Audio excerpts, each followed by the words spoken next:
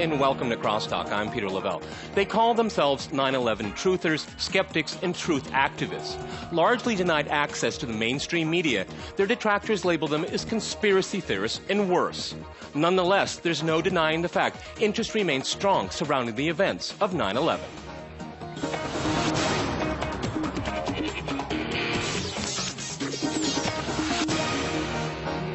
So, to try to find out what really happened, I'm joined by Annie Machon in Dusseldorf. She's a former MI5 officer and now an author and journalist. In London, we pass to Ian Henshall, the author of 9/11 New Evidence and the coordinator of Reinvestigate 9/11 campaign. And in Philadelphia, we cross to Richard Gage, the founder of Architects and Engineers for 9/11 Truth. And another member of our CrossTalk team, Yelena Hunga. All right, CrossTalk rules in effect. That means you can jump in anytime you want. I'd like to go to Richard first. I watched your DVD, Blueprint for Truth. And one of the things you keep bringing up is the authenticity of science. Now, would you show that DVD to like Scientific American or Popular Mechanics? Would they pass it for you? Would they give you good marks? If they're watching it with integrity, you bet they will. In fact, we've given this presentation to over 140 audiences worldwide, and by a show of hands, those who didn't agree with us beforehand almost universally agree with us that these 3 World Trade Center skyscrapers were brought down by explosive demolition on 9/11, not by fire and jet plane impacts. And this includes architects and engineers, for which we have now over 1,000 signed on to our petition demanding a new investigation of Congress. Okay, but Richard, doesn't it get down to our scientists versus their scientists? I mean, one of the things I'm trying to get at here is that it's really pitched to a scientific community, and if you guys are all arguing among yourselves, how is a general person like myself, I'm not a scientist, then who do I believe? Because a lot of scientists say this is all rubbish. Indeed. When you look at the evidence, it's very, very clear. Anybody, not just scientists, not just architects and engineers, but most people who've seen an implosion, a controlled demolition of a skyscraper before on TV, like the old hotels in Las Vegas. This is exactly how Building 7 comes down, straight down, uniformly, into its own footprint, defying the laws of physics. If we believe the story that we're told from NIST, the National Institute for Standards and Technology. This building can't convert all of its gravitational potential into kinetic energy and fall at free fall speed and do any other work like crushing the 40,000 tons of structural steel in the way. This is pure science, pure physics. Nobody can argue with it. Okay, Ian, if I can go to you, is it just pure physics? Of course it's not. It's a lot of politics involved, too. I mean, people that distrust the 9/11 Commission are called conspiracy theorists, are called crazy. I mean, where is their voice? Because certainly in the mainstream in the United States, it's basically taboo to talk about it. What's wrong with questioning? And this is really what this program's all about. Well, that's right. You know, most of what we have to deal with is not argument, but smears, name-calling. You've got the 4 great techniques, you know, of the Stalinists, of people who aren't interested in the truth. Name-calling, that means saying we're conspiracy theorists. Guilt by association. Oh, you know, we found somebody who's a Holocaust denier in their movement, so therefore you shouldn't ever listen to anything they say. Straw man arguments. Oh, are you saying George Bush blew up the World Trade Center? No, we're not saying that. That's a straw man argument. And then whispering, probably the nastiest of all are the whispering campaigns, where they go to people in the media and they say, hey guys, you shouldn't let these people on, you know, they're dodgy, you'll get into trouble. That's a whispering campaign. So that's what we're up against. They won't debate. You know, you cannot get them to come on. I think you tried to get some of them to come onto this program. That's absolutely they won't true. Debate. We did try to get other people to come on, but they said they do not talk with conspiracy theorists. And we, in this program, this program, we said that we wanted to talk about questions that have been risen in the public sphere. They did not want to debate. I'm sorry, go ahead. You can continue. They are the conspiracy theorists. Conspiracy theory, if it means anything, is a simple story which, you know, claims to explain a major complicated event. That is exactly what the official story of the 9/11 attacks is. Very simple story, all organised by a guy in a cave with 17 hijackers who were just incredibly lucky. You could not get more of a conspiracy theory than that. And, you know, I think it is valid to use that phrase, but you have to then recognise that the official story is the conspiracy theory, and we're the sort of ordinary guys who are just trying to say that things aren't, we don't think it's that simple, and we think maybe these guys were encouraged or a way was cleared for them, and there's a lot of evidence it was, you know, the paper trail. Okay, but if I go to Annie right now, I mean, then who did pull this off? Would you like to name a name, an organization, and the motivation for doing it? Because if it was a planned demolition, then there's a lot of politics behind that. That was a lot of work to pull that operation off. Who's behind it? Well, this is what nobody on the planet appears to know at the moment. We have had a 9/11 Truth Commission in the US, but even the chairs of that commission, Keane and Hamilton, have said that they were set up to fail. So even they admit that they haven't got to the root cause of what happened on 9/11. So what this 9/11 Truth movement, which is a global movement of millions of concerned citizens, as well as many, many professional people with expertise in the relevant fields, are asking for, is a new independent and impartial and also potentially international inquiry to get to the root of this. And I think it's very relevant. I mean, it continues to affect all of us around the planet to this day, because we're looking at an event, the key event, that is still referred to continually by our politicians and our governments, that is used to justify the ongoing wars in the Middle East and the war on terror, and also to justify the erosion of all our individual freedoms in our countries. So it's a very important issue. It continues to be an issue of great relevance, but I don't think anyone can say, hand on heart, that we know who actually committed it. You know, one of the things I found very odd in looking at the 9/11 Commission report is that it's quite sloppy, and I'm not an expert in the field, but there's a lot of things I've read that say they seem to not be wanting to talk about that or move over things very quickly, like Building Number 7 and things like that. But then you have this operation of amazing sophistication. How can we have both simultaneously? Because it's like Keystone Cops and James Bond. If I could go back to Ian, I mean, how do we square that? Well, they didn't really need to provide a good story at the 9/11 Commission because, you know, they knew that the American media would just publish anything they say as being the truth. And they don't really care about the fringe. They don't care about the 30% of people who don't believe the official story, so long as they can trust the American mainstream media to go on pumping out, you know, what they're saying. I think one point I would just like to make is Richard's done fantastic work on the collapse of the towers, but there is a lot of other very, very worrying evidence that this could have been some sort of an inside job from the paper trail. And, you know, a lot of us have done a lot of work on that. It doesn't go over very well on the internet because the internet likes, you know, simple stories and simple pictures and things. But, you know, some of us have really dug away and we've read all the fine print of the official reports and so on. And it's amazing how many lies they did tell. And I'm not saying that as so-called a conspiracy theorist. I'm saying that as somebody who's just following the evidence that they have since produced.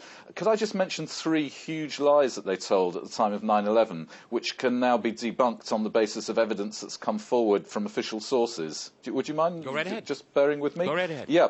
The first lie was the CIA didn't have any contacts in Afghanistan.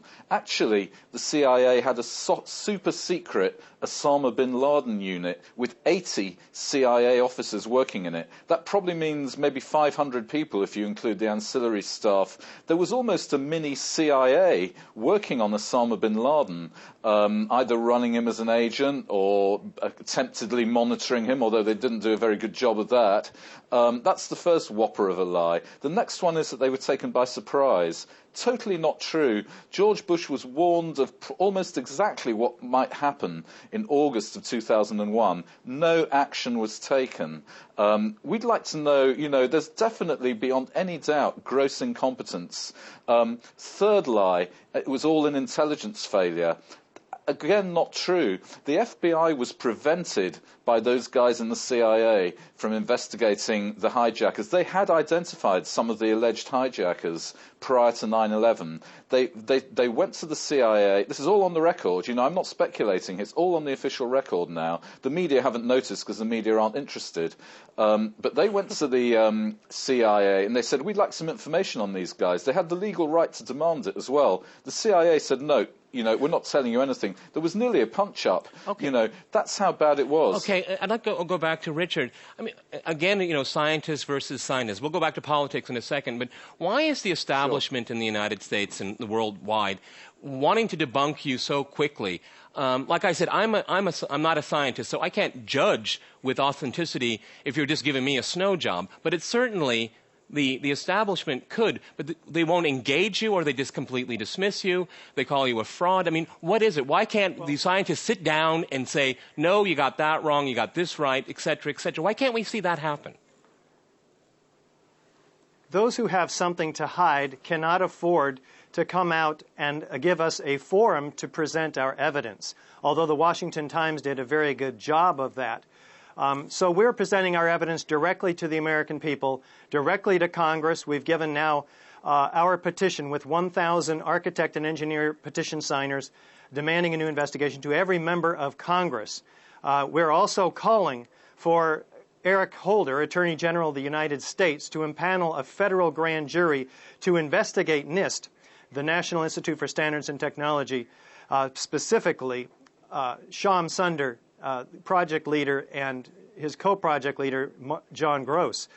These individuals are responsible for a cover-up, speaking about fabrications and unscientific reports.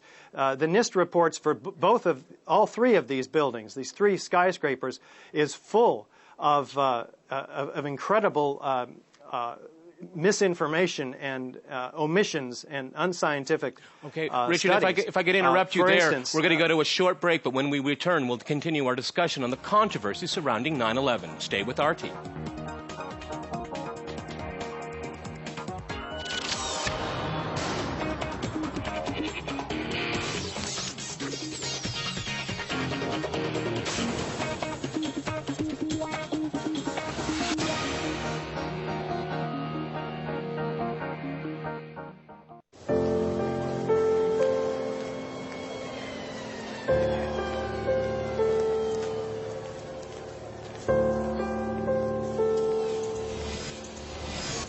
Life in Russia would be so much brighter if you knew more about someone from first impressions.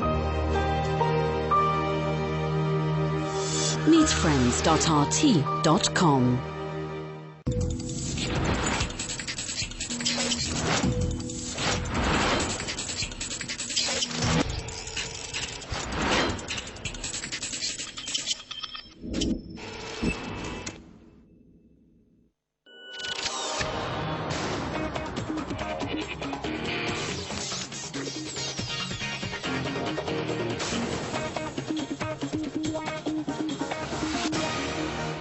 Welcome back to CrossTalk. I'm Peter Lavelle.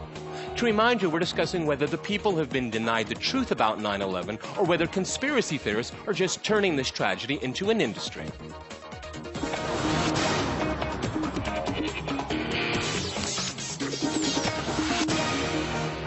But before, let's see what Russians think about the issue. 9/11, two numbers that shook the world. On the 11th of September 2001, Al-Qaeda hijackers seized 4 passenger airliners and used them to commit massive acts of terror, killing thousands of innocent people in New York City, the state of Pennsylvania, and Washington, D.C. That is the official version. However, doubts and conspiracy theories explaining this tragedy and its aftermath are plentiful. The U.S. responded to the attacks by launching military operations in Afghanistan and Iraq. The Russian Public Opinion Center asked what Russians see as the real reason behind the operations. 72% believe Washington's real goal is to strengthen its position by more aggressively exporting and enforcing its worldview. 18% think the U.S. aim is to strike against international terror networks, a point of view held mostly by young Russians, while the older generation remains more skeptical of U.S. intentions. Either way, the legacy of 9/11 will be argued over by those who accept the official version of modern history and those who do not. Back to you, Peter. Okay, Annie, I'd like to go to you. Now, let's assume Richard's right. Okay, these buildings were intentionally brought down through demolition. What role does Al-Qaeda play in all of this? What role do the airplanes play in all of this? Because there are some people in the 9/11 movement that don't even believe in airplanes, but they're a minority. What are the connection between these two? Demolition, Al-Qaeda, planes. Well, it goes back to a theory, a possibility that 9/11 might have been an attack called a false flag attack, which is where you have a terrorist atrocity occurring, which is blamed on one group of people for political reasons, political advantage, but is actually carried out by another. Now, I'm not saying this is necessarily the case in 9/11, but it's something that we need to bear in mind. And in fact, this is the reason why I got involved in questioning the issues around 9/11, because as a former intelligence officer for the UK MI5, in the 1990s, I ended up helping to blow the whistle on crimes and corruption within the UK spy community. And in that case, the main reason why I and my ex-partner went public was because of a false flag attack that was perpetrated by the UK spy agencies. And in this case, we had MI6, which is a sort of external intelligence gathering agency, funding an assassination attempt against Colonel Gaddafi of Libya in 1996. And this went wrong, and this killed innocent people, and this was illegal under UK law.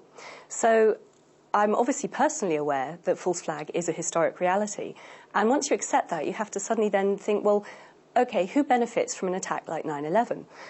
Is it perhaps a bunch of Islamic extremists in a cave in Tora Bora? Or might there be other parties that do benefit? And one of the big issues around 9/11 that does make people question is the issue of put options, where some financiers somewhere bet that the stock of US and American airlines would plummet around that date. And they bet huge amounts of money on this and made huge profits. And yet when it came to the 9/11 Truth Commission looking at this, they just said, well, you know, this doesn't go back to Al-Qaeda, so we don't need to follow the money trail. Now, I'm sorry, if you're looking at a major crime scene and you look at, well, someone made money on the back of that, then you have to wonder, well, are they the people who perhaps perpetrated the attack? So that's the linkage is, yes, the laws of physics indicate that the towers didn't come down the way that we've been told they did. And therefore, there are questions around who might have set any explosives that were set and that sort of thing. So we have to accept that false flag is a perfectly standard weapon in the arsenal of governments and intelligence agencies and is used around the planet for all sorts of nefarious means. Okay, Ian, if we, so we have, in theory, one theory, is that Al-Qaeda is just a surrogate for the people that did this demolition? I mean, that's essentially what is being said here. Yeah, well, I mean, the question is, not does Al-Qaeda exist or not? The question is, who controls Al-Qaeda and who controls any particular Al-Qaeda cell? So, for instance, the Palestinians are claiming that they caught the Israelis red-handed creating a false Al-Qaeda cell. Now, that may or may not be true, but, it's a legitimate question to ask. It can happen at any time. Cells can get taken over. A whole organisation can get taken over and run in the interests of somebody quite different. And we know that Al-Qaeda always was. It actually means the list, and it means, as Robin Cook, the British Foreign Secretary, very widely respected guy, he told us this in The Guardian shortly before he died of a heart attack. He said Al-Qaeda actually means the list held by the CIA of Arab terrorists when the CIA was backing the Arab terrorists in Afghanistan in the 1980s. So, it's not unreasonable to ask whether the CIA actually gave up on this list or not. At the same time, we see the CIA botching so many different operations, over the years, over the last few decades. I mean, I'm not so sure they got do. lucky. They got lucky. They got lucky with this one. I mean, I'm just trying to flesh this out right here. Okay. No, that's right. I think you've got a good point there. But the answer to that is you only hear about the operations when they fail. And the CIA guys themselves, if you listen to them carefully, they'll say, well, actually, we've had some fantastic operations which have succeeded. And to succeed fully, of course, nobody would know that they even existed as operations. And it's very hard to trust a spook. Sorry, Annie, but it's that's how it is. All right. I'd like to ask all of you the same question here. Can I just make another point? Go right ahead. Go ahead. Before you go on. Yeah. They flatter journalists. The basic message is, we're stupid, you're clever. Now, journalists love to hear that. They've got a lot of copy to write. They haven't got much time to do it in. They don't really have time to do any research nowadays. So, somebody coming along saying, you're really clever, we're really stupid, they just buy into that so easily. And it's, I don't think it's true. I think I've got a lot of respect for the CIA. I think they're very good at their job. Okay. I'd like to ask you all the same question here, and it's being kind of cynical. All of you write and you make DVDs and you go speaking tours. I mean, some people would say, look, This is just a money-making industry. You guys are doing quite well. There's a huge interest out there. No. I'm just saying what the cynic would say. That's what the cynic would say. Yeah, sure. How do you all address that? I'd like to go to Richard first. I saw your DVD. I mean, it did cost money to make that, obviously, and you obviously want it sold. I mean, how do you address this issue of profiting, quote unquote, off of the 9/11 tragedy? Richard first. Yeah, I can assure you there's no profit. We're usually in the red from month to month. I rent a bedroom in somebody else's house for $400 a month, so nobody's getting rich here. What we have, and what's important for your audience to realize, is that we're talking about evidence. We're trying to get a message to the American people. For instance, why is there several tons of molten metal found at the base of all 3 World Trade Center skyscrapers, flowing like lava, the first responders say. The structural engineers find it. It's documented in videos and photos. Molten metal takes about 3,000 degrees to get it flowing, Fahrenheit. And the fires were only about half of that temperature.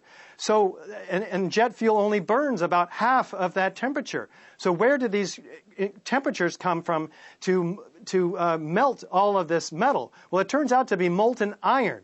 Molten iron is the byproduct of thermite, an incendiary used by the military to cut through steel like a hot knife through butter. And there's chemical evidence of thermite in the molten metal, in the ends of the beams. Richard, if I can interrupt you with all spheres found throughout the dust. With all due respect, see, there you go again. Because the science part of it, I just kind of think, oh my God, I didn't do very well in high school chemistry. I'm trying to think if this makes any sense. And I'm not saying what you're saying isn't true. But my point is delivery, because I think that's where a lot of people start questioning the questioners, because this is kind of complicated stuff, okay? And that's why, the political end it's of it. It's not that complicated. No, and I'm sure you would be a great really teacher. I'm sure you'd be a great teacher, but I'm just trying to put myself in the average person's situation here. But I want to go back to my question about making. I want to go back to. No. I'd like to ask them this. No, but Richard, I need to ask everyone the same question, and we'll go back to you. Ian, how about that charge? This is the 9/11 industry. People are making money off of it. How do you answer that charge? Because it seems to me that you have these websites that go out, and now there's a new generation of counter, and then the counter them, and it just goes around and around. The books and the DVDs, the films, the documentaries. There is this kind of cyclical thing. Go right ahead. I don't know anybody who's making any money out of this. I've got a coffee business. Perhaps I'd better not plug it here because I'll be accused of trying to make money. But, I could be earning a lot more money in my coffee business than I do in this. And I had a best-selling book on 9/11. You wouldn't know it from the media here, but actually my book was a non-fiction bestseller. And even that didn't make any money. I think it's actually, if you don't mind me turning this round. Go ahead.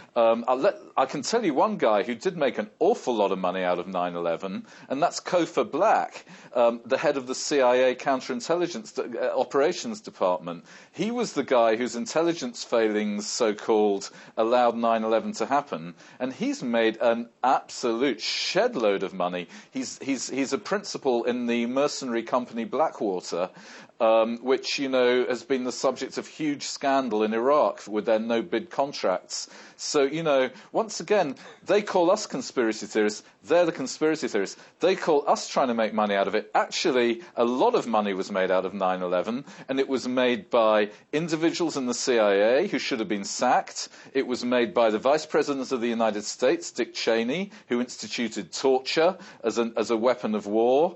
It was made by the American media, who had huge viewing figures. A lot of money is getting made, but it's certainly not by me, I promise you that. My books are open. Okay, Annie, it looks like, as usual, government officials, when they fail, they get rewarded for it. How do you address that issue? I mean, you do write about this, you do talk about it. I mean, do you get that you're just doing this for money, it's to become popular, of fame, things like that? I mean, this industry just churns itself around because there's so many different opinions about it. People really enjoy it, too. I tend to think that people find it entertaining, actually. Well, I hope not, because, I mean, we're talking about a tragedy, not just for the people who lost their lives on 9/11, but also the millions in the Middle East who've suffered as a consequence in the fallout from 9/11. But I don't think anyone would go into this campaigning for a new inquiry and asking for the truth of the events because they enjoy the profile they get, because you just end up being vilified by the mainstream media. I'm afraid unfortunately, we've run out of time. I want to thank our guests today, Annie Michon, Richard Gage, and Ian Henschel. And thanks to our viewers for watching us here at RT. See you next time, and remember, CrossTalk rules.